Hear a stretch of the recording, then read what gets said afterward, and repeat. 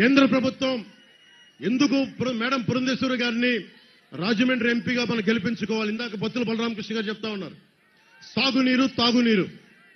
సాగునీరు తాగునీరు కావాలంటే కొన్ని కేంద్ర అనుమతులు తప్పవు. కొన్నిటికి పోలవరం అయితే మన చెరువులు నిండుతాయి. వీళ్ళు లేఅవుట్ వేసిన చెరువుల్ని తిరిగి చెరువులు చేద్దాం. అలాగే పోలవరం పూర్తి చేయాలి. అందరూ దాన్ని పిచ్చి పిచ్చిగా దాన్ని జగన్ ప్రభుత్వం అన్యక్రాంతంగా వాడేశారు. దాన్ని మన కేంద్ర మంత్రి గజేంద్ర షెకావత్ గారు నాకు ఒకటే చెప్పారు. ఆయన కలిసినప్పుడు వైఎస్ జగన్ ప్రభుత్వం పోలవరం ప్రాజెక్ట్ ని ఒక ఏటీఎం లాగా వాడేశారు. దాన్ని ఎనీ టైం మనీ లాగా వాడేశారు. అది మనం వచ్చి బాగు చేద్దామంటే నీకు వారి తరఫున మాటిస్తా ఉన్నాను.